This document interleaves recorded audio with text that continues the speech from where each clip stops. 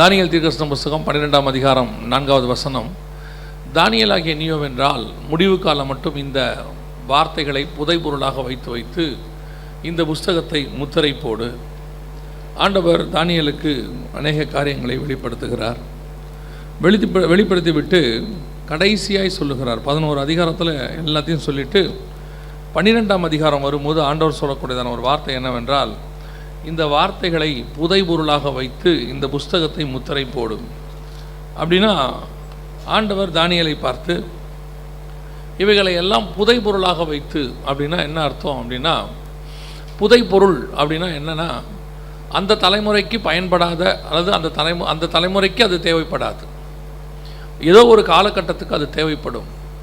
அந்த காலகட்டத்தில் அவர்கள் அதை பிரயோஜனப்படுத்தி கொள்வார்கள். அது வரைக்கும் அது புதைபொருள்.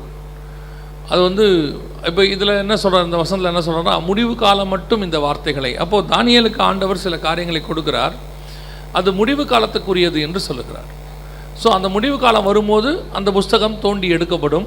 அது மாத்திரமல்ல, இந்த புஸ்தகத்தை முத்திரை போடு அப்படிங்கிறார். அதான் ரொம்ப முக்கியம். எதனால் அப்படின்னா, ஒருவேளை இந்த புஸ்தகத்தை தோண்டி எடுத்தால் கூட அல்லது அந்த புஸ்தகத்தை படிக்க நினச்சா கூட யாரும் அந்த புஸ்தகத்தை ஓப்பன் கூட பண்ணிடக்கூடாதான். சீல் பண்ணி வையே அப்படிங்கிறார். முத்திரை போடு அப்படின்னு அர்த்தம். அப்படின்னா அது உள்ள ஏதோ ரொம்ப முக்கியமான ஒரு விஷயம் இருக்கிறது. அது முடிவு காலத்துக்குரியதாக இருக்கிறது. முடிவு காலம் வரைக்கும் அது முத்திரை போடப்பட்டிருக்கும் அப்படின்னு அர்த்தம். அது முடிவு காலத்தில் அந்த புஸ்தரை அல்லது அந்த புஸ்தகம் தோண்டி எடுக்கப்படும். அந்த புஸ்தகம் முத்திரை உடைக்கப்படும் அப்படின்னு அர்த்தம். வாசிங்க, வெளிப்படுத்தின விசேஷம் 6ஆம் அதிகாரம் 1வது வசனத்தை வாசிங்க. ஆட்டுக்குட்டியானவர் முத்திரைகளில் ஒன்றை உடைக்க கண்டேன். இந்த முத்திரைகளின் புஸ்தகம் 5ஆம் அதிகாரத்தில் பிதாவின் கையில் இருக்கிறது. அதை போய் ஆட்டுக்குட்டியானவர் வாங்குகிறார். 6ஆம் அதிகாரத்தில் அந்த முத்திரைகள் உடைக்கப்படுகிறது என்று சொல்லி நாம் பார்க்கிறோம். அப்போது எப்போ அந்த முத்திரைகள் உடைக்கப்படுகிறதோ அது முடிவு காலம் என்று அர்த்தம். ஏன்னா அந்த இடத்துல வசனம் சொல்வது, முடிவு காலம் மட்டும் இந்த புஸ்தகத்தை புதைபொருளாக வைத்து இந்த புஸ்தகத்தை முத்திரை போடு அப்படின்னு. அப்போது முடிவு காலம் என்பது எப்போ தொடங்குது அப்படின்னு கேட்டிங்கன்னா, இந்த முத்திரை உடைக்கப்படுகிறது முடிவு காலத்துக்கான ஒரு அடையாளம். முடிவு காலத்தை பற்றி நிறைய காரியங்கள் பேசப்பட்டாலும் கூட இந்த புதிய ஏற்பாட்டு சபை தொடங்குது பார்த்தீங்களா. அதாவது சுயாதீன பிரமாணம்னு சொல்கிறோம். பரிசுத்த ஆவியானவர் ஊற்றப்பட்டார் 2ஆம் அதிகாரம் அப்போஸ்தலர் நடபடிகளில். அதிலிருந்தே முடிவு காலம்தான். எப்போ இது முடிவு காலம் இல்லை. நிறைய பேர் இப்போ தான் முடிவு காலம் அப்படின்னு நினச்சிக்கிறோம். இல்லைனா இன்னும் முடிவு காலம் இருக்குதுன்னு நினச்சிக்கிறோம். ஆக்சுவலாக முடிவு காலம் எது அப்படின்னு கேட்டிங்கன்னா, எப்போ இந்த பூமியில் பரிசுத்த ஆவியானவர் ஊற்றப்பட்டாரோ அப்போவே என்ன வந்துருச்சு, முடிவு காலம் வந்துருச்சு. ஏன்னா வசனம் சொல்கிறது, கடைசி நாட்களில் மாம்சமான யாவர் மேலும் என் ஆவியை ஊற்றுவேன். அந்த தீர்க்க தரிசனம் அங்கே நிறைவேறினதாக 2ஆம் அதிகாரத்தில் பேதுரு சொல்கிறார். அப்போ முடிவு காலம் ஆரம்பிச்சிருச்சு. எப்போ ஆரம்பிச்சிருச்சு? 2000 வருஷத்துக்கு முன்னாடி. இன்னும் முடிவு காலத்தோடைய கடைசியில் தான் நம்ம இருக்கிறோம். இன்னும் சொல்லப்போனால் அந்த காலகட்டத்திலேயே, அதாவது அப்போஸ்தலருடைய அந்த காலகட்டத்திலேயே அவர்கள் முடிவு காலத்தில் ஒரு கடைசி காலத்தில் இப்போ நம்ம எப்படி வாழணுமோ அதே மாதிரி அவங்க அப்போவே இருக்கிறாங்க. 1 யோவான் 2ஆம் அதிகாரம் 18ஆம் வசனம் வாசிங்க பார்ப்போம். 1 யோவான் 2ஆம் அதிகாரம் 18ஆம் வசனம். பிள்ளைகளே, இது கடைசி காலமாக இருக்கிறது. எப்போ எழுதுறாரு பாருங்க, 1 யோவான்ல எழுதுறாரு, பிள்ளைகளே இது கடைசி காலம். அப்பவே கடைசி காலம். இப்போ நம்ம சொன்னா நம்ம தான் கடைசி காலம் சொல்ற மாதிரி நினச்சிக்கிறாங்க. இல்லை, கடைசி காலம் அப்பயே ஸ்டார்ட் ஆயிடுச்சு. அப்போ அந்த கடைசி காலத்தில் கொஞ்சம் கொஞ்சமாக குறைஞ்சிக்கிட்டே வருது. இப்போ யோசிச்சு பாருங்க, கடைசி காலத்திலேயே 2000 வருஷம் குறைஞ்சிருச்சு, 1900 வருஷம் குறைஞ்சி போச்சு. அப்படின்னா நம்ம இன்னும் எவ்வளோ எண்டுக்கு வந்துட்டோம் பாருங்க. அதனால தான் ஓசியா புஸ்தகம் 3ஆம் அதிகாரம் 5ஆம் வசனம் சொல்லுது, கடைசி நாட்களில் இஸ்ரவேல் புத்திரர் திரும்பி தங்கள் தேவனாகிய கர்த்தரையும் தங்கள் ராஜாவாகிய தாவீதையும் தேடி வருவார்கள். நேற்று கூட வாசித்தோம். அப்படின்னா இஸ்ரவேல் புத்திரர் திரும்பி வர்றது கடைசி நாட்களில், கடைசி காலங்களில், கடைசி நாட்களுடைய அது ஒரு அடையாளம். 2000 வருஷத்துக்கு முன்னாடி அவங்க சிதறி போனாங்க, இப்போ திரும்பி வந்துட்டாங்க. பரிசுத்த ஆவியானவர் ஊற்றப்பட்ட காலத்தில் தான் அவங்களும் சிதறி போனாங்க. அதே காலகட்டத்தில் தான் அவங்க சிதறி போனாங்க. இப்போ அவங்க திரும்பி வந்துட்டாங்க. அப்போ பரிசுத்த ஆவி ஊற்றப்பட்டதனுடைய கடைசி காலம் என்ன ஆக போகுது, முடிய போகுதுன்னு அர்த்தம். ஸோ இதெல்லாமே நமக்கு தெளிவாக இருக்குது. கடைசி காலத்தில் தான் நம்ம இருக்கிறோம், முடிய போகுது. இது இல்லாமல் இன்னும் சில அடையாளங்களையும் ஆண்டவர் கொடுத்துருக்கிறார். எல்லா விதத்துலையும் இருக்குது. அதில் ஒரு அடையாளம் நேற்று பார்த்தோம், ஒரு வகையான அடையாளம். இன்றைக்கி என்ன பார்க்குறோன்னா, இந்த வசனம் சொல்லுது, முடிவு காலம் மட்டும் இந்த புஸ்தகத்தை முத்திரை போடு. அப்போ முடிவு காலத்திற்கான இன்னொரு அடையாளம் என்ன, அப்பொழுது அநேகர் இங்கும் அங்கும் ஓடி ஆராய்வார்கள், அறிவும் பெருகி போகும் என்றார். அவன் முடிவு காலத்துக்குரிய இன்னொரு அடையாளம் என்ன? ஆராய்ச்சி. இங்கும் அங்கும் ஓடி ஆராய்வார்கள். ரெண்டாவது அறிவு பெருக்கம். ஆராய்ச்சியும் அறிவு பெருக்கமும் முடிவு காலத்துக்கான ஒரு அடையாளம். ஆராய்ச்சி என்னைக்கு இல்லை? எல்லா காலத்திலும் இருக்கு. எப்போ? இயேசு காலத்திலேயே வான சாஸ்திரிகள் நட்சத்திரத்தை என்ன செய்கிறாங்க? ஆராயும்படி வந்துட்டாங்க. ஆனால் இன்னைக்கு அது உச்ச நிலையில் இருக்குது. கீழிருந்து நட்சத்திரத்தை ஆராய்ச்சி பண்ணது போக இப்போ நட்சத்திரங்களுக்கு நடுவில் போய் நட்சத்திரத்தை ஆராய்ச்சி பண்ணுற அளவுக்கு போயிட்டாங்க. அந்த அளவுக்கு அவங்க கிட்ட நெருங்கிட்டாங்க. இது ஆராய்ச்சியினுடைய உச்சம். ரெண்டாவது அறிவு பெருக்கம். இந்த அறிவு பெருக்கம் என்பது நீங்கள் விசுவாசிகள் புரிந்து கொள்ள வேண்டிய ஒரு விஷயத்தை நான் உங்களுக்கு சொல்கிறேன். ஒன்று நீங்கள் நிதானிக்கிறதுக்காக சொல்கிறேன். அறிவு அப்படின்னா என்ன? நாலேஜ் அப்படின்னு சொல்லக்கூடியது என்ன அப்படின்னா, நமக்கு பாடத்தில் என்ன சொல்லி கொடுத்துருக்குறாங்க, ஸ்கூலில் படிக்கும் போதெல்லாம் என்ன சொல்லி கொடுத்துருக்குறாங்க அப்படின்னா, மனுஷன் வந்து குரங்காக இருந்து மனுஷனாக மாறினா பரிணாம வளர்ச்சி அப்படின்னு சொல்லுவாங்க. கொஞ்சம் கொஞ்சமாக எவால்வேட் ஆனா அப்படின்னு சொல்லி. அப்படி ஆகும்போது கடைசியாக மனுஷன் ஒரு சிக்கிமுக்கு கல்லெல்லாம் வச்சு நெருப்பு கண்டுபிடிச்சாரு. அதுக்கப்புறம் வீல் வச்சு அந்த கண்டுபிடிச்சாங்க. அப்புறம் மண் கண்டுபிடிச்சாங்க. களிமண்ணில் பானை செய்ய கண்டுபிடிச்சாங்க. இப்படி நிறைய சொல்லுவாங்க. இதுதான் அறிவு பெருக்கத்தினுடைய நமக்கு ஸ்டாண்டர்ட், சயின்ஸ் சொல்கிற ஸ்டாண்டர்ட். இது சரிதானா அப்படின்னு நீங்கள் பார்த்தீங்கன்னு சொன்னால், பைபிள் படி தேவன் மனுஷனை சகல ஞானத்தோடு தான் படைத்தார். எப்படி ஞானத்தோடு தான் படைச்சாரு? குழந்தையா கூட படைக்கல ஆதாம் எப்படி படைச்சாரு? சகல ஞானத்தோடு படைச்சார். எப்படி படைச்சிருக்கிறாரு? அவனுக்கு எல்லாத்தையும் படைச்சிட்டு அவங்கிட்ட கொண்டு வந்து எல்லாத்தையும் பேர் வைக்க சொல்கிறாரு. அவன் அவைகளுக்கு என்ன பேரிட்டானோ அது அப்படியே ஆயிற்று. ஆனால் அவன் பேர் எப்படி வைப்பான் தெரியுமா? நம்ம வைக்கிற மாதிரி சும்மா வைக்க மாட்டான். ஆளை பார்த்த உடனே பேர் வைக்க மாட்டான். அவன் எப்படி பேர் வைப்பான்னு கேட்டிங்கன்னா, கிரியேஷனை பார்த்து பேர் வைப்பான். இவள் என் எலும்பில் எலும்பும் என் மாம்சத்தில் மாம்சம். அந்த உருவாக்கத்தை பார்த்து ஒவ்வொன்றுத்துக்கும் அப்படி தான் வச்சுருக்கான். யோசிச்சு பாருங்க, ஒவ்வொன்றுத்துக்கும் பேர் வைக்கணும். உலகத்தில் இருக்கிற அத்தனைக்கும், மரம், செடி, கொடி, அப்புறம் பறவைகள், மீன்கள், எல்லாத்துக்கும் பேர் வைக்கணும். அப்படின்னா அவன் எவ்வளோ பேர் வச்சிருக்கணும்? அப்படின்னா அவனுக்கு எவ்வளவு ஞானம் இருந்திருக்கணும்? நமக்கு இன்றைக்கி ஒரு 1000 பேரை கூப்பிட்டு நிற்க வச்சுட்டு எல்லாருக்கும் பேர் வைங்கன்னு சொன்னால், நம்ம எப்படியும் ஒரு 500 சாமுவேல் வச்சுருவோம், ஒரு 200 ஜான் வச்சுருவோம், ஒரு 100 பீட்டர் வச்சுருவோம் இல்லையா? ஒரு 150 எஸ்தர், 150 ரெபேக்கா. ஏன்னா நம்மளால் 1000 பேரை என்ன செய்ய முடியாது, பண்ண முடியாது, ரிப்பீட் ஆகும். அவன் பாருங்கள் ஒவ்வொன்றுத்துக்கும் என்ன பண்ணியிருக்கிறான், ஒவ்வொரு பேர் வச்சுருக்கிறான். அப்போனா கர்த்தர் மனுஷனை படைக்கும் போது எப்படி தான் படைச்சார்? சர்வ ஞானத்தோடு தான் படைச்சார். நம்மளை இப்போ இந்த உலகம் ஏதோ நமக்கு ஞானமே இல்லாமல் படைச்ச மாதிரியும் அறிவு இல்லாமல் வந்த மாதிரியும் குரங்குலேருந்து வந்தா. சரி, குரங்குக்கு அறிவு இல்லைன்னு யார் சொன்னா? குரங்குக்கு இருக்கிற அறிவு எவ்வளோ இருக்குது? அதுக்கு இருக்கிற அறிவு நம்மளுக்கு இருக்க மாட்டேங்குது. நீ நல்ல வேகமாக காரில் போங்க, குரங்கு அழகாக ரோடை கிராஸ் பண்ணிடும். நம்மால் தான் ஆக்சிடென்ட் ஆகும் கிராஸ் பண்ண தெரியாமல். இப்போ குரங்குக்கு அறிவு ஜாஸ்தியாக நமக்கு ஜாஸ்தியாக? பல நேரத்தில் குரங்குக்கு தான் ஜாஸ்தியாக இருக்குது. நம்ம குரங்குலேருந்து வந்தோன்னு சொல்லி குரங்கு கேவலப்படுத்திகிட்டு இருக்கிறோம். குரங்குக்கு இந்த விஷயம் தெரியாது. தெரிஞ்சால் குரங்கு டென்ஷன் ஆயிரும். இப்போ என்னென்னா, நம்மளை குரங்குலேருந்து வந்தார் குரங்குல அப்படிலாம் நம்ம வரல. அதாவது இது இன்னும் ப்ரூவும் ஆகலை. அவங்க ப்ரூவ் பண்ண ட்ரை பண்ணுறாங்கல்ல, அவங்களால ப்ரூவ் பண்ணவே முடியல. குரங்குடைய குரோமோசோனுக்கும் மனுஷ குரோமோசோனுக்கும் சம்மந்தமே இல்லை, ஒத்து போக மாட்டேங்குது. ஆனால் ஒரு பொய்யை திருப்பி திருப்பி என்ன பண்ணிகிட்டு இருக்கிறாங்க, சொல்லிக்கிட்டே இருக்கிறாங்க. சரி, உலகத்தார் நம்புகிறாங்க, நியாயம். ஆனால் கிரியேஷனை பற்றி, உருவாக்கத்தை பற்றி, படைப்பை பற்றி நமக்கு அழகாக தெளிவாக கர்த்தர் எழுதி வச்சிருக்கிறார். கையில் பைபிள் வச்சிருக்கிற விசுவாசிக்கும் என்னவா இருக்குது இப்போது? அவங்களுக்கும் அந்த சந்தேகம் இருக்க தான் செய்யுது. சிலரை பார்த்தா நமக்கு அந்த சந்தேகம் வரும். குரங்குலேருந்து வந்திருப்பானோ, சேட்டையை பார்த்தா நமக்கு தோணும். ஆனால் உண்மையில் அப்படி அல்ல. கர்த்தர் நம்மளை படைச்சி உருவாக்கி இருக்கிறார். அப்போ இந்த ஞானம், அறிவு அப்படிங்கிறதுலாம் இந்த டே 1 மனுஷனாக படைச்சார்ல 6ஆம் நாள் அன்னைக்கே அவனுக்கு ஞானம் இருக்குது. எல்லா ஞானமும் அவனுக்கு சர்வ ஞானத்தோடு தான் கர்த்தர் படைச்சார். அப்போ அறிவு பெருக்கம்னா என்ன? இவன் பழம் சாப்பிட்ட உடனே ஆவிக்குரிய அறிவு போயிருச்சு. பழம் சாப்பிட்ட உடனே இவனுக்கு என்ன ஆயிடுச்சு? அந்த ஞானம் போயிருச்சு. இப்போ பேர் வைக்கிறான் பாருங்க, எப்படி வைக்கிறான்? இவள் ஜீவனுள்ளவருக்கெல்லாம் தாய் என்று சொல்லி அவளுக்கு ஏவாள் என்று பெயரிட்டான். இதுதான் அறிவு. ஞானம் இருக்கும்போது எப்படி வச்சான்னா, எலும்பில் எலும்பும் மாம்சத்தில் மாம்சம். இப்போ இங்கே இருக்கிற எல்லாருமே மனுஷி தான், எல்லாருமே மனுஷன்தான். இப்போ ஏவாள்னு பேர் வச்சாச்சுன்னா ஒரு ஆளை குறிக்கும், ரெபேக்கால்னு வச்சாச்சுன்னா ஒரு ஆளை தான் குறிக்கும், மனுஷின்னா எல்லாரையும் குறிக்கும். அதான் ஞானம், அறிவு. ஸோ அப்போ அந்த பழம் சாப்பிட்ட உடனே அவனுக்கு பிசாசு அந்த உலகத்தின் ஞானம் போனதுனால, இந்த உலக அறிவு, ஆவிக்குரிய ஞானம் போனதுனால உலக அறிவு. அது கொஞ்சம் கொஞ்சமாக டெவலப் ஆகிட்டே வருது. இப்போ மனுஷன் இப்போ என்ன செய்கிறான்னா அதை டெவலப் பண்ணி நம்ம பயங்கர அறிவியல் பூர்வமாக கண்டுபிடிச்ச மாதிரி ஆண்டவர் கொடுத்ததை இன்னும் இவன் அட்டைனே பண்ணலை.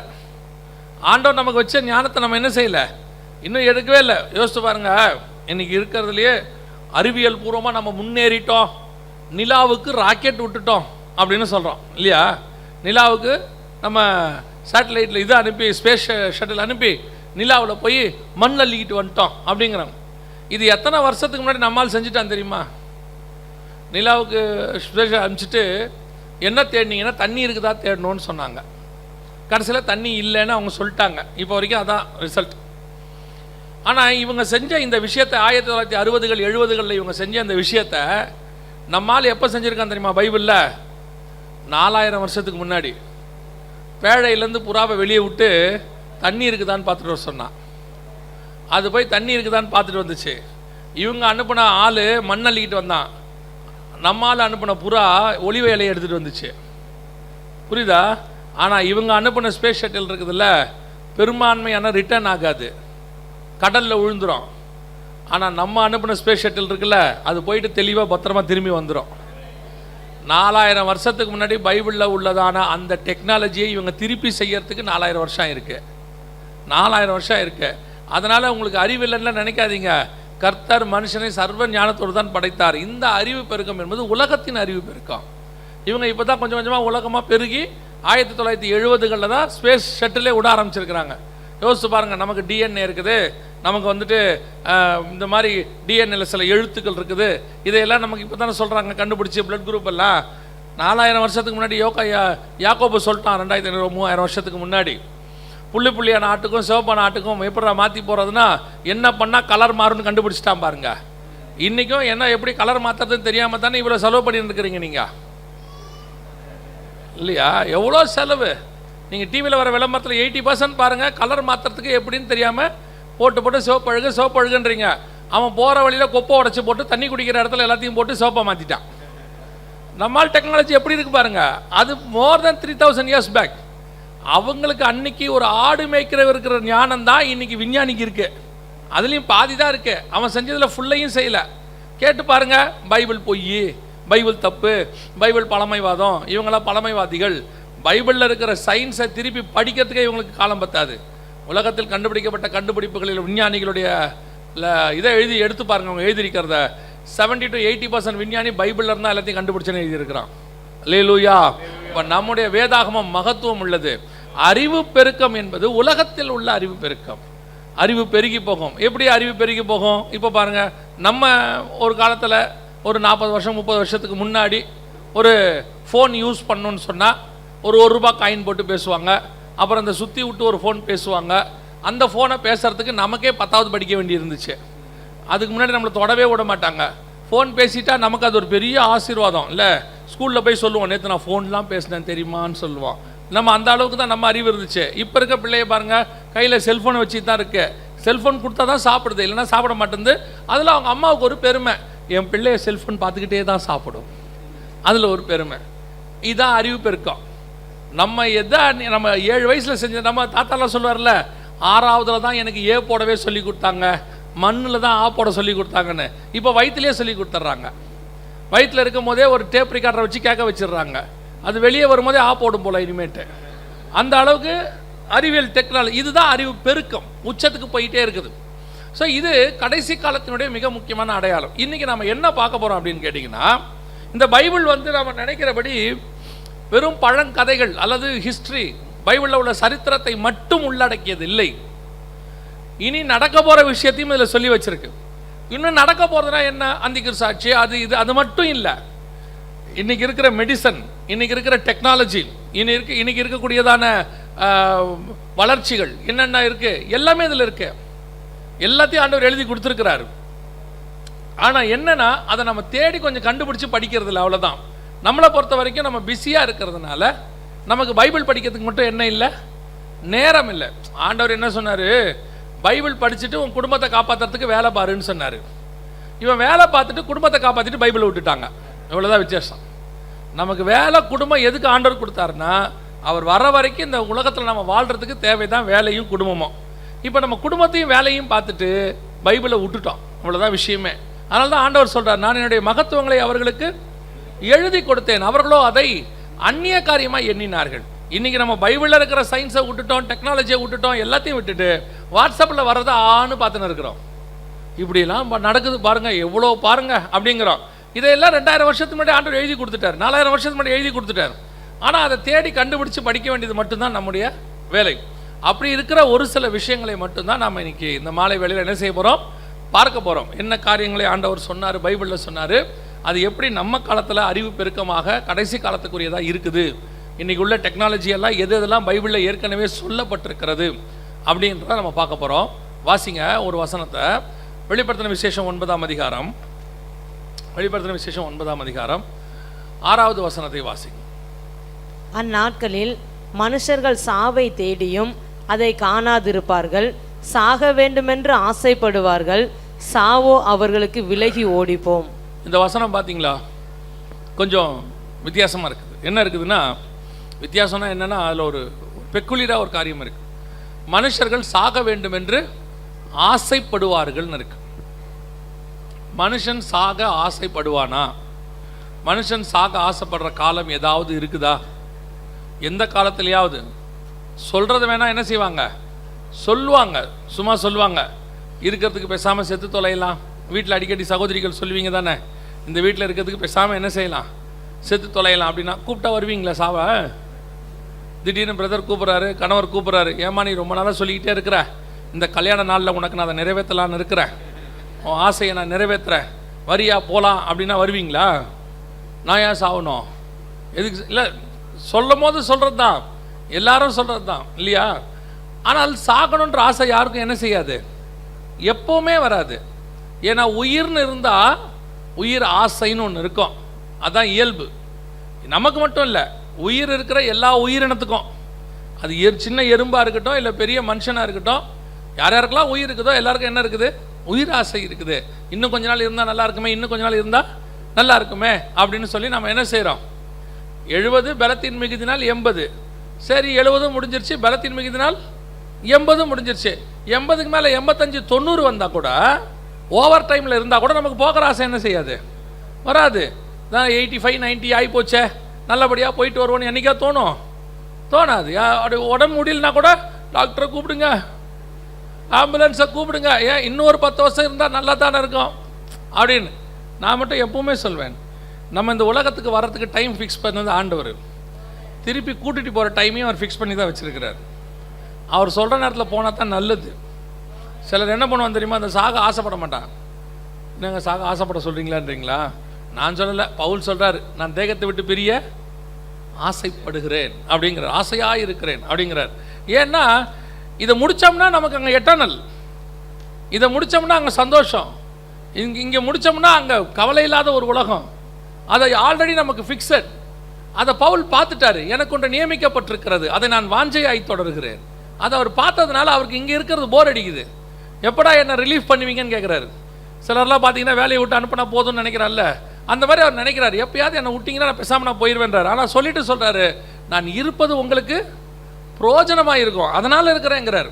ஆக்சுவலாக அதுதான் உண்மை. நியூ டெஸ்ட்மெண்ட்டில் நம்மளை விட்டா நம்ம என்ன செஞ்சிடலாம், போயிடலாம். யாரும் நிறைய பேருக்கு அந்த ஆசை இப்போ இல்லை. விசுவாசியே அப்படியே இருந்தாலும் ஊக்கமாக ஜெபம் பண்ணி இன்னொரு 10 வருஷம் சேர்த்து கொடுத்தா நல்லா இருக்கும் ஆண்டவரே. அது வேறு எசேக்கியா ராஜா வேறு கூப்பிட்டுக்கிறது அப்பப்போ, எசேக்கியா ராஜாவுக்கு சேர்த்து கொடுத்தீரே ஆண்டவரே, அவருக்கு கொடுத்த மாதிரி எனக்கு ஒரு 10 வருஷம். என்னை பொறுத்த வரைக்கும் கூப்பிடும் போது போயிட்டா நல்லது, நல்லபடியாக அமுச்சு வச்சுருவார் ஆண்டவர் மரியாதையாக.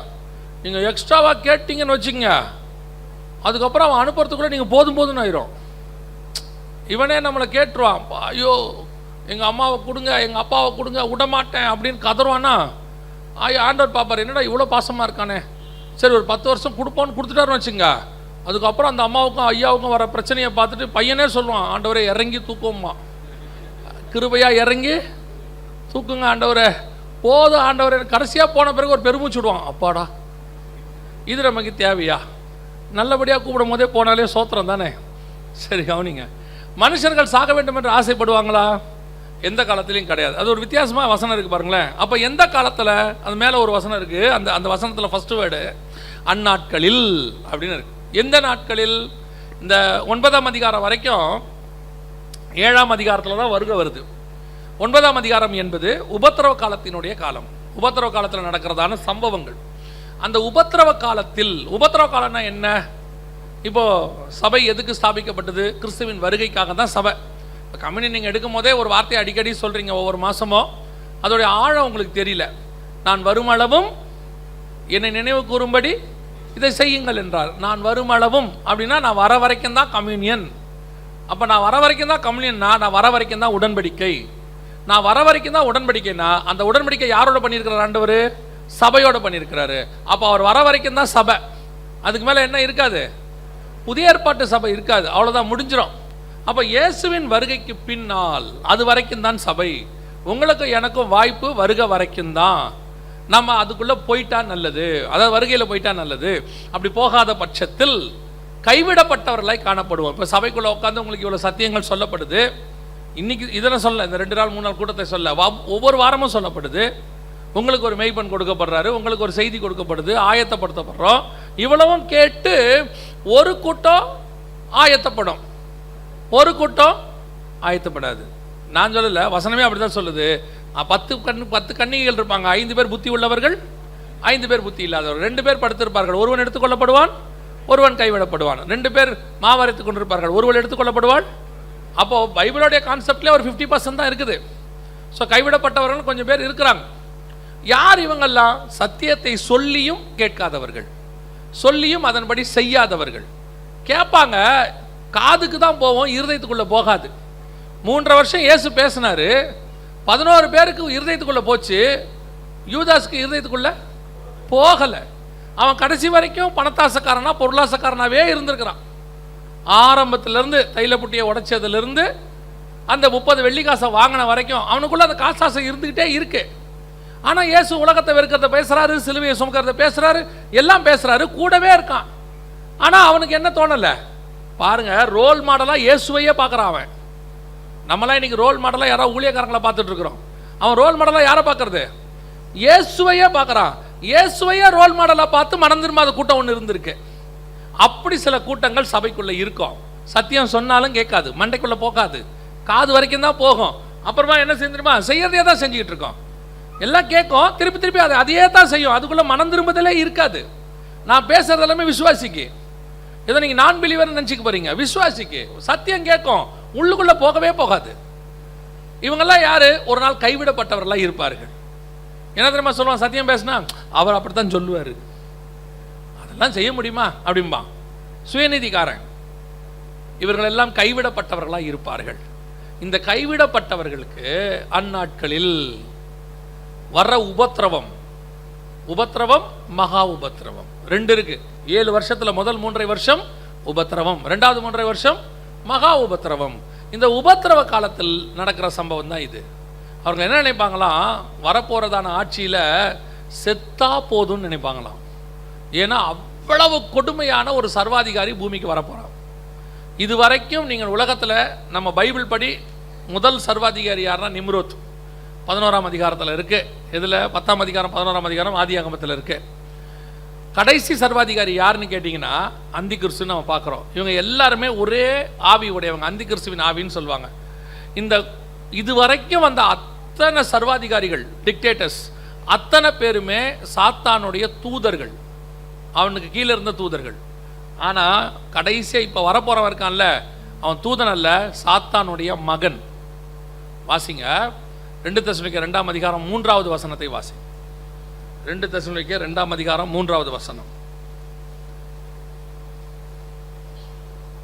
எவ்விதத்தினாலும் ஒருவனும் உங்களை மோசம் போக்காதபடிக்கு எச்சரிக்கையா இருங்கள். ஏனெனில் விசுவாச துரோகம் முந்தி நேரிட்டு கேட்டின் மகனாகிய பாவ மனுஷன் கேட்டின் மகன். சகல கேடுகளுக்கு பிதா யாரு? பிதாவும் பொய்க்கு பிதாவும், பிதாவும் பொய்யனும் பொய்க்கு பிதாவுமா இருக்கிறது யாரு? பிசாஸ். அவனுடைய மகன், கேட்டின் மகன் இருக்கு. அதான் ஆதியாகமம் 3:15 ஸ்திரீயின் வித்துக்கும் உன் வித்துக்கும் அப்படின்னு இருக்கும். அந்த சர்பத்தின் வித்து அப்படின்னு இருக்கு இல்லையா, அதுதான் ஆன்டி கிரைஸ்டோடைய ஸ்பிரிட். அவன் தான் வரப்போறான். அதான் லாஸ்ட் ஃபைனல், பிசாசோடைய கடைசி யுத்தம். அது மோதி பாத்திரலான்னு அவன் போடுறது. தனக்கு கொஞ்ச காலமே உண்டு என்று கருதி எவனை விழுங்கலாமோ என்று வகை தேடி சுற்றி திரிகிறது. அந்த பீரியட் இப்போ அதான், இதுதான் அந்த பீரியட். எப்படி சொல்கிறீங்க அப்படின்னு கேட்டிங்கன்னா, மொத்த பாவமும் கட்டவிழ்க்கப்பட்டுருச்சு, வெளியரங்கம் ஆயிடுச்சு. ஒரு 50 வருஷத்துக்கு முன்னாடி 40 வருஷத்துக்கு முன்னாடி எது எதெல்லாம் பாவம்னு சொன்னாங்களோ இன்னைக்கு அதெல்லாம் லீகல் ஆயிடுச்சு. அத்தனையும் லீகல் ஆகி இன்னைக்கு பல நாடுகளில் அரசாங்கங்களே அதை முன்னின்று நடத்துது. ஓரின சேர்க்கையிலிருந்து எல்லாத்தையும் நான் சொல்கிறேன். அந்த அளவுக்கு கொடுமையின் உச்சத்தில் இருக்கு பூமி, எந்த காலத்திலும் இல்லாத அளவுக்கு. அப்போ இந்த காலத்தில் தான் அந்த கேட்டின் மகனுடைய ஆட்சி வரப்போகுது. அது எப்படி இருக்குமா, ஜனங்கள் சாக வேண்டும் என்று ஆசைப்படுற அளவுக்கு இருக்குமா சபை, கைவிடப்பட்ட அந்த சபை. இப்படி நடக்குமான்னு கேட்டிங்கன்னா 1936லேருந்து 43 வரைக்கும் 7 வருஷம் ஹிட்லருடைய கொடுமையான காலம். யூதர்களை ஹிட்லர் கொலை பண்ண கொடுமையான காலம். கிட்டத்தட்ட குறைஞ்சபட்சம் 60 லட்சம் யூதர்களை கொலை பண்ணியிருக்கிறான். அந்த நாட்களில் யூதர்கள் உயிர் வாழ்கிறதுக்கு அவ்வளவு கஷ்டப்பட்டாங்க. யூத இனமே அழிஞ்சிருன்ற அளவுக்கு அவன் என்ன பண்ணியிருக்கிறான், கொலை பண்ணியிருக்கிறான். நம்ம தலைமுறையில், அதாவது நமக்கு முன்னாடி உள்ள தலைமுறையில் நமக்கு தெரிஞ்ச காலத்தில் இது நடந்திருக்குது. அவன் தூதன் ஹிட்லர் வரப்போகிறவன் பையன் எப்படி இருக்கும் பாருங்க. அதனால தான் உங்களுக்கு சத்தியம் இவ்வளவு வேகமாய் சொல்லப்படுது. சபையில் வச்சு ஏன் உங்களுக்கு சொல்கிறோம், ஏன் ஆண்டவர் உங்களுக்கு இப்படி ஒரு சபையை ஏற்படுத்தி சொல்கிறாரு, எப்படி ஆகிலும் ஒருத்தர் கூட கெட்டு போகக்கூடாது என்பது தான் கர்த்தருடைய திட்டம். அதுக்கு தான் சபையில் வச்சு இவ்வளத்தையும் சொல்கிறார்.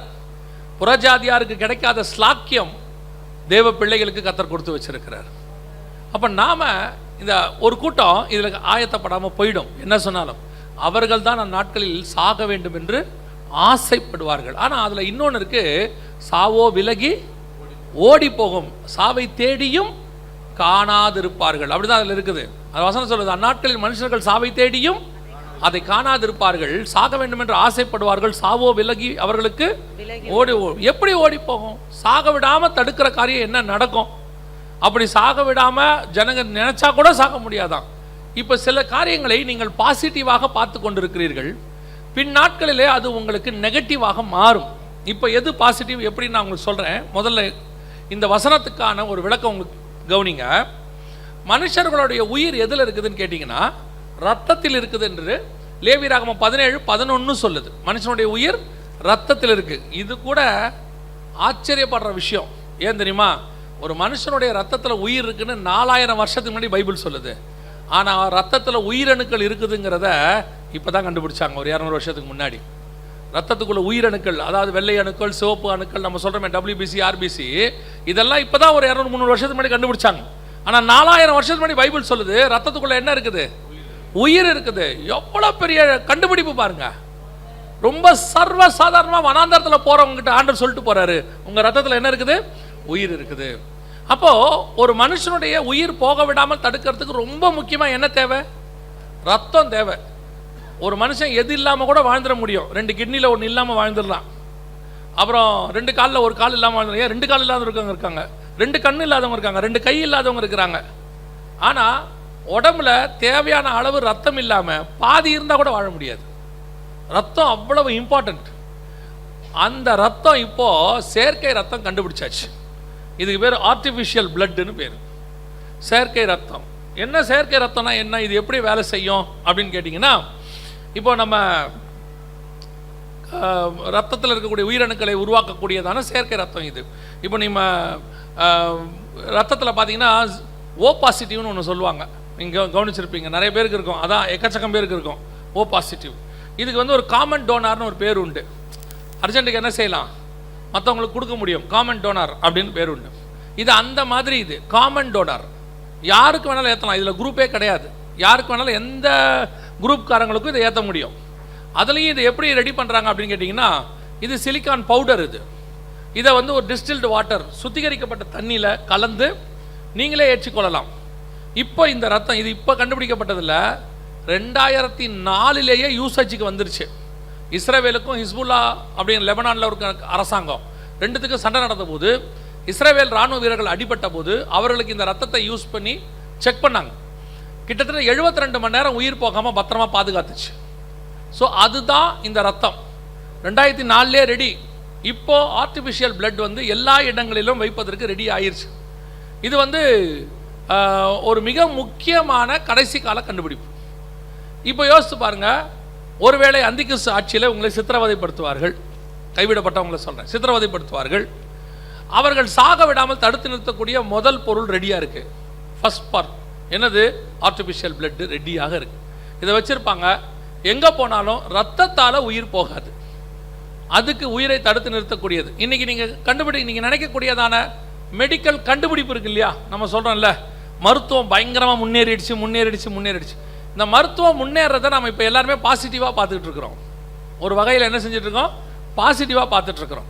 இந்த மருத்துவத்தினுடைய முன்னேற்றம் இங்கே பாருங்கள். இது வந்து ஆர்டிஃபிஷியல் ஹார்ட், செயற்கை இருதயம் வச்சுருக்கிறாங்க, துடிக்கிறதுக்கு பதிலாக துடிக்க வச்சுருக்கிறாங்க. இதே மாதிரி ஆர்டிஃபிஷியல் பிரெயின் இருக்குது, ஆர்டிஃபிஷியல் லெக் இருக்குது, லிம்ஸ் இருக்குது, எல்லாமே இருக்குது. இப்போ இது எல்லாம் என்ன பண்ணிக்கிட்டு இருக்குது, என்ன செய்ய போகுது அப்படின்னு கேட்டிங்கன்னா, இந்த மருத்துவத்தினுடைய வளர்ச்சி நீங்கள் நினச்சா கூட உங்களை சாக விடாமல் என்ன செய்ய போகுது? இப்போ ரீசெண்டாக உங்களுக்கு புரியறதுக்கு நான் ஒன்று சொல்கிறேன். ஹாஸ்பிட்டல்ஸில் இந்த வெண்டிலேட்டரில் வைக்கிறாங்க பார்த்துருக்குங்க. இந்த ஹாஸ்பிட்டலுக்கு போனால் அவங்கள வெண்டிலேட்டரில் வச்சுருவாங்க, ஆனால் அவங்களுக்கு எந்த அசைவுமே இருக்காது. இப்போ அவங்க நம்மகிட்ட டாக்டர் என்ன சொல்கிறாங்க தெரியுமா? சில ஹாஸ்பிட்டல் அப்படி நடக்குது. அவங்க சொல்கிறாங்க, அவங்களுக்கு உயிர் மட்டும்தாங்க இருக்குது, வெண்டிலேட்டர் எடுத்தால் என்னவாயிடும்? உயிர் போயிடும். பையன்கிட்டயோ பொண்ணுக்கிட்டேயோ கேட்பாங்க, நீங்கள் என்ன சொல்கிறீங்க, வெண்டிலேட்டர் வைக்கலாமா எடுத்துடலாமா? எந்த பையனாவது சொல்லுவானா அவங்களுக்கு உயிர் போட்டோம் எடுங்கன்னு சொல்லுவானா? இதுதான் அவனுடைய சென்சிட்டிவான விஷயம். ஆனால் உண்மையிலேயே அவங்க உயிர் போகிற இடத்துல போயிடுச்சு. அதை இவங்க என்ன பண்ணி வச்சுருக்கிறாங்க? பிடிச்சி வச்சுருக்காங்க, துடிக்க வச்சுருக்கிறாங்க. ஆனால் மற்றபடி பிரெயின் எதுக்குமே வேலை செய்யலை, ஒன்றும் வேலை செய்யலை. நம்ம என்ன நினைக்கிறோம் தெரியுமா? ஐயோ இன்னும் உயிர் இருக்கே, திரும்பி வருவதற்கு வாய்ப்பு இருக்குது. ஆனால் அந்த டாக்டர்ஸ்க்கு நல்லா தெரியும் அது திரும்பி வரவே வராது, எல்லாம் முடிஞ்சிருச்சு, வேலை முடிஞ்சிருச்சு. ஆனால் அந்த இதயத்தை மட்டும் ஆர்டிஃபிஷியலாக என்ன பண்ணி வச்சுருக்கிறாங்க? துடிக்க வச்சுக்கிட்டே இருக்கிறாங்க. நம்மக்கிட்ட உயிர் இருக்குதுன்னு சொல்கிறாங்க, ஆர்டிஃபிஷியலாக துடிக்க வைக்கிறது. இப்போ யோசிச்சு பாருங்கள், நீங்களே சாகணும்னு நினச்சா கூட இப்போ சாக முடியாது பாருங்கள். 72 மணி நேரம் நிற்க வச்சுருவாங்க, 48 மணி நேரம் நிற்க வச்சுருவாங்க. ஆனால் உங்களுக்கு என்ன இல்லை? இப்போ உயிர் இல்லை, ஆனால் உயிர் போல. அவங்க கணக்குக்கு மெடிக்கலி உயிர் போல, ஆனால் உண்மையிலேயே உயிர் போயிடுச்சு. ஆர்டிஃபிஷியலாக துடிக்க வைக்கிறாங்க. இந்த மாதிரி ஆர்டிஃபிஷியலாக எல்லாத்தையும் செய்ய வைக்கிறாங்க. இதை நாம் டெக்னாலஜின்னு எடுத்துக்கிறோம், வளர்ச்சின்னு எடுத்துக்கிறோம். ஒரு நாள் வரும், ஒரு சர்வாதிகாரியின் ஆட்சியில் நீங்கள் நினைத்தால் கூட சாக முடியாது, நீங்கள் நினைச்சா கூட சாக முடியாது. இப்போ நம்ம நினைக்கிற எல்லா பாசிட்டிவும் அன்னைக்கு நெகட்டிவாக இருக்கும். இன்னைக்கு ஐயோ உயிர் போகாமல் காப்பாற்றுறதுக்கு இதெல்லாம் தேவைன்னு சொல்கிறோம்ல, அன்னைக்கு உயிர் போனாலும் பரவாயில்ல நினைக்கிற இடத்துக்கு அது என்ன செய்யும்? உயிர் போக விடாமல் தடுத்து நிறுத்தக்கூடியது தான் அறிவியல் வளர்ச்சி, அறிவு பெருக்கம். இன்னைக்கு அதான் நடந்துட்டு இருக்குது. நம்ம கண்ணுக்கு முன்னாடி வேதம் சொன்ன சாக வேண்டும் என்றாலும் சாக முடியாத இடத்துக்கு உலகம் போயிட்டு இருக்குது. நான் ஆரம்பத்தில் சொன்னதை திருப்பி சொல்கிறேன். தேவன் உயிரை எடுக்கும்போது நம்ம என்ன செஞ்சிடணும்? போயிடணும், அதான் நல்லது. இல்லைன்னா இது என்ன செய்யும்? இன்னைக்கு உள்ள காலகட்டம் எங்கே போயிட்டு இருக்குதுன்னு கேட்டிங்கன்னா, அவங்களுடைய கண்ட்ரோலுக்கு நம்ம உடம்பை கொடுக்க வேண்டிய இடத்துக்கு வந்தாச்சு. அவங்க நினச்சா தான் சாக முடியும், அவங்க நினச்சா நாம் உயிரோடு இருக்கிறோன்னு சொல்லிக்கிட்டே இருப்பாங்க, பல்ஸ் இருக்கிற மாதிரி காட்டிக்கிட்டே இருப்பாங்க. ஆனால் உயிர் நிச்சயமாக போயிடுச்சு. இந்த வசனத்தினுடைய நிறைவேறுதலுக்கு நம்ம வந்துட்டோம், கிட்ட கண்டுபிடிச்சாச்சு எல்லாமே. அப்போ அந்திகிறிஸ்துவின் ஆட்சியில் உபத்திரவப்படுத்தும் போது நீங்கள் சாக விடாமல் தடுத்து நிறுத்தக்கூடிய காரியங்கள் எல்லாம் இப்போவே என்னவா இருக்குது? ரெடியாக இருக்குது. நீங்கள் எல்லாவித யூசேஜோட ஆம்புலன்ஸ் இப்போ இருக்குது, இப்போ அது நல்லது. ஆனால் அந்திகிறிஸ்து ஆட்சியில் அந்த ஆம்புலன்ஸ் உங்களை சாக விடாமல் தடுத்து நிறுத்த போகுது. இப்போ நம்ம சாக விடாமல் தடுத்து நிறுத்தத்தை நல்லதுன்னு நினைக்கிறோம், அன்றைக்கி செத்தா நல்லதுன்னு நினைக்கிற காலம் ஒன்று வரும். ஹிட்லர் மாதிரி ஒரு சர்வாதிகார ஆட்சியில் சூசைட் பண்ணி செத்தா நரகம்தான். ஸோ நம்ம சூசைடும் பண்ண முடியாது. இயற்கையாக இந்த மரணம் வந்தால் எப்படி இருக்கும்? நல்லா இருக்குமே நினைப்போம், ஆனால் வராது. அந்த அளவுக்கு நம்முடைய இயற்கை மரணத்தை அவங்க என்ன செய்ய போகிறாங்க? தடுத்து நிறுத்தக்கூடியவர்கள் ரெடி ஆயிடுச்சு. அதுக்கான மிக சில காரியங்கள் தான் இங்கே நாம் பார்க்கிறோம். வேதம் சொன்னபடி கடைசி காலத்தில் அறிவு பெருகிவிட்டது. அறிவு பெருக்கத்துக்கு வந்துட்டோம், ஆராய்ச்சிக்கு வந்துட்டோம். சாக விடாமல் தடுத்து நிறுத்தக்கூடிய காரியங்கள்லாம் இப்போ எப்படி இருக்குது? எல்லா விதத்திலும் ரெடியாக இருக்குது. உங்கள் மூளை சாவை கூட தடுத்து நிறுத்திடுவாங்க. இப்போ ஆர்டிஃபிஷியல் பிரெயின் ரெடி ஆயிடுச்சு, எல்லாமே கொண்டு வந்து நிறுத்தியாச்சு. அடுத்து இன்னொரு கண்டுபிடிப்பை பற்றி அதே வெளிப்படுத்தின விசேஷத்தில் இன்னொரு இடத்துல ஆண்டவர் சொல்கிறார். வாசிங்க, வெளிப்படுத்தின விசேஷம் 13ஆம் அதிகாரம் 13வது வசனத்தை வாசிங்க.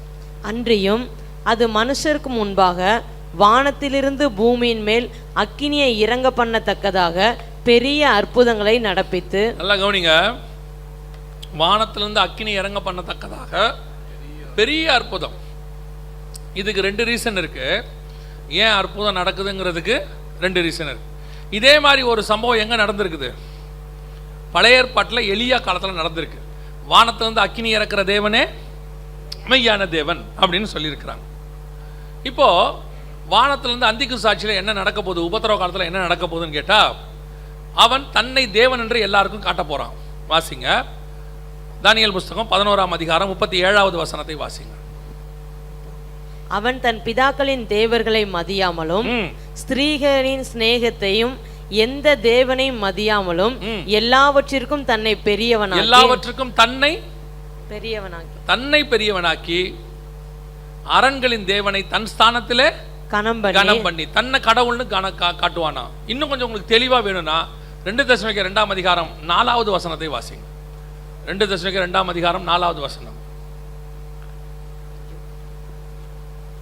அவன் எதிர்த்து நிற்கிறவனாகவும் தேவன் எண்ணப்படுவது எதுவோ ஆராதிக்கப்படுவது எதுவோ அவை எல்லாவற்றிற்கும் மேலாக தன்னை உயர்த்துகிறவனாயும், கடவுளுக்கு மேல தன்னை உயர்த்துகிறவனாயும், தேவனுடைய ஆலயத்தில் தேவன் போல உட்கார்ந்து தன்னைத்தான் தேவன் என்று காண்பிக்கிறவனாயும் இருப்பான். தெளிவா இருக்கு, தன்னை தான் கடவுள்னு காட்ட போறான். தானியேல் 11:37 அதை கொஞ்சம் இலக்கிய நடை சொல்றது கவிதை நடையில் இருக்குது. இங்கே எப்படி இருக்குன்னு பார்த்தீங்கன்னா நேரடியாக இருக்குது, தன்னைத்தான் தேவன் என்று காண்பிக்கிறவனாயும் இருப்பான். அப்போ இவன் தன்னை கடவுள்னு காட்டும் போது அதை நிரூபிக்கணும். அது குறிப்பாக நியாயப்பிரமாண காலம். அந்த நியாயப்பிரமாண காலத்தில் இஸ்ரவேலர்கள் அதை என்ன செய்யணும், நம்பணும். ஏன்னா அவங்களுடைய தேவாலயம் தான் பெரிய தேவாலயமாக இருக்கும். அன்றைக்கி உலகத்திலே 3வது தேவாலயம் கட்டிடுவாங்க. நேற்று பார்த்தோம் இல்லையா, அந்த தேவாலயம் இருக்கும். அந்த தேவாலயத்தில் இவனை தேவனாக கொண்டு வந்து உட்கார வைக்கணும். இஸ்ரவேலர்கள் ஒத்துக்க மாட்டாங்க அதுக்கு. ஏன்னா இஸ்ரவேலர்கள் ஆலயத்தில் என்ன வைக்க மாட்டாங்க, சிலையை வைக்க மாட்டாங்க. அப்போ இவன் தன்னை தேவன் என்று நிரூபிக்கணும். நிரூபிச்சாதான் மோசம் போக்க முடியும். ஏற்கனவே இஸ்ரவேலர்களுக்கு ஒரு அடையாளம் நடந்திருக்குது. என்ன அடையாளம்? வானத்திலிருந்து அக்கினி இறக்குறது தான். அந்த இறக்குறவர் யாரை தேவன் சொல்றாரோ அவரே மெய்யான தேவன், அப்படித்தானே? அப்போ இவன் என்ன பண்ண போறான், வானத்திலிருந்து அக்கினி இறக்க பண்ண போறான். இறங்க பண்ணும்போது இவனை எல்லோரும் தேவன் என்று நம்புவார்கள்.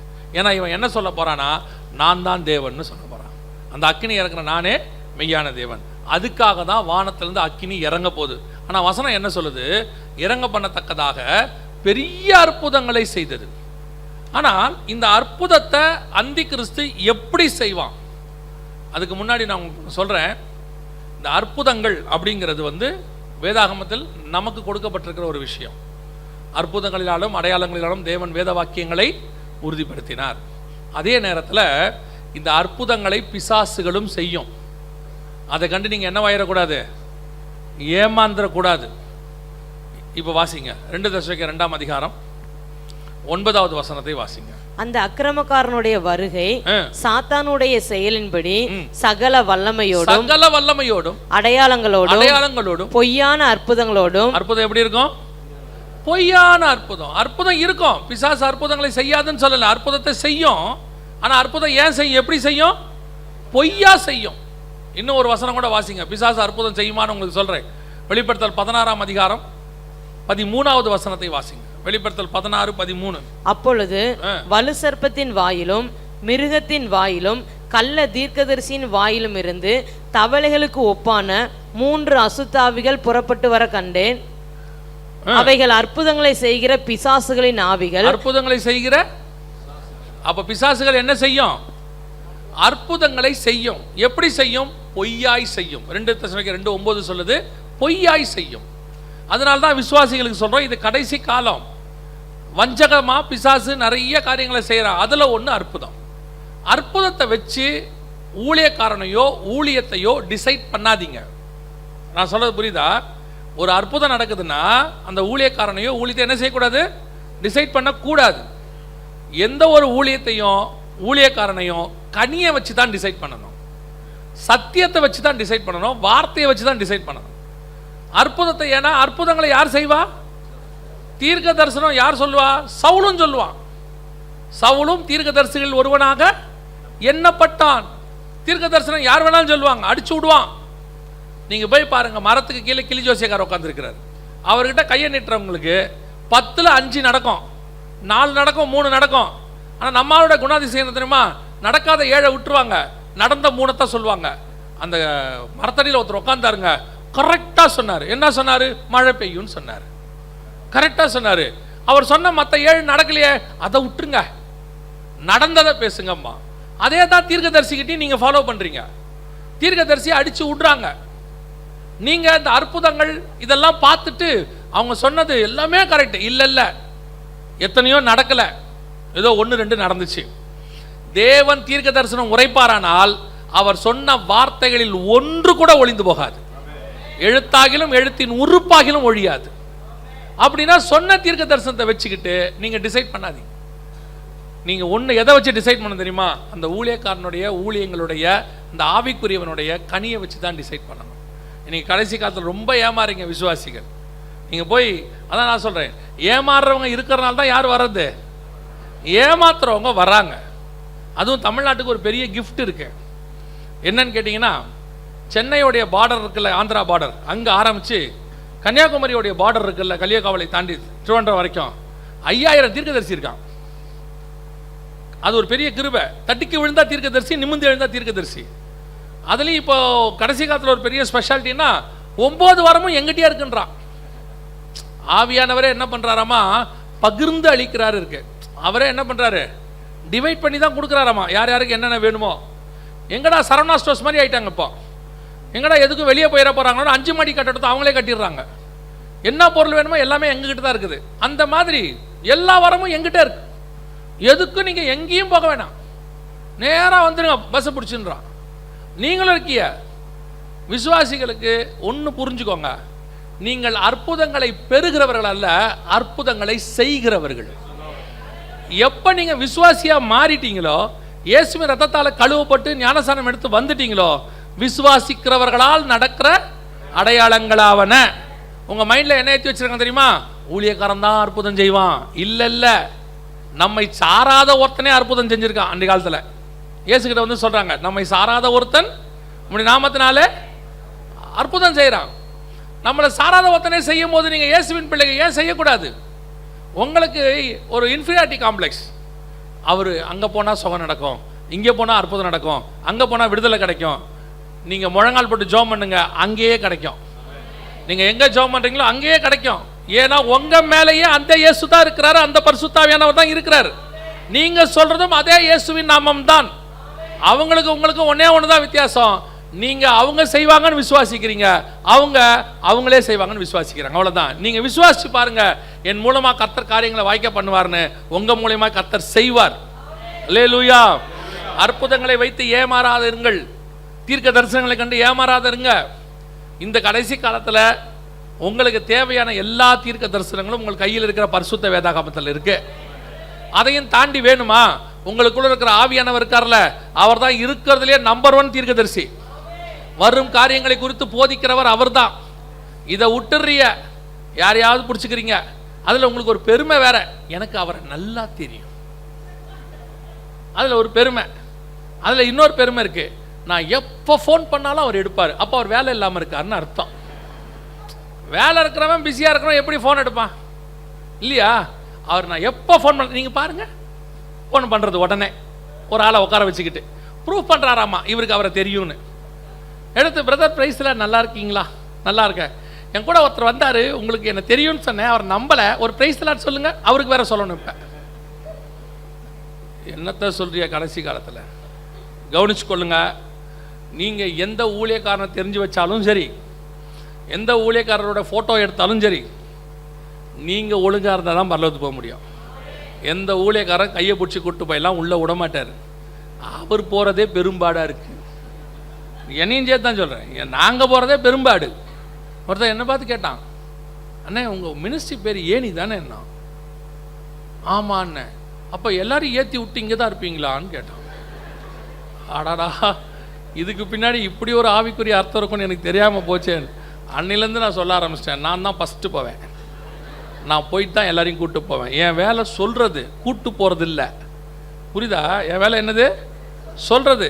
ஏன்னா ஒரு சிலர்லாம் இப்போ வந்து காலத்தை பார்த்தால் போதர்களாக இருக்க வேண்டியவர்கள் எல்லாரும் இன்றைக்கி டூரிஸ்ட் கைடுகளாக மாறி இருக்கிறார்கள். எல்லாம் எருசலேம் சுற்றி பார்க்க கூப்பிட்டு போகிறாங்க, எல்லாம் போகிறாங்கல்ல. நம்ம வேலை அதெல்லாம் இல்லை. நம்ம வேலை பரலோகத்துக்கு வழி சொல்கிறது. கேட்டு போனால் தோத்துறோம், போவாட்டி நமக்கு ஒன்றும் பிரச்சனை இல்லை. புரியுதா? இந்த மோசே கிட்ட இருந்த ஒரே பிரச்சனை என்ன தெரியுமா? தேவனை நேசித்த மாதிரியே மக்களையும் நேசிச்சிட்டாரு. கட்சியில் அவரை போவிடம் பண்ணிட்டான். நமக்கு அது ஒரு பாடம். அதுலேருந்து நம்ம கணக்கு, இவன் வந்தா என்ன வராட்டி என்ன. நம்ம வேலை என்ன? நாம் ஃபஸ்ட்டு கானானுக்கு போயிடணும். அங்கே போயிட்டு தான் திரும்பி பார்க்கணும், தம்பி வரியா அப்படின்னு. கவனிச்சுக்கொள்ளுங்க. கடைசி காலத்தில் அற்புதங்களை யார் செய்வா? பிசாசுகளும் செய்யும்.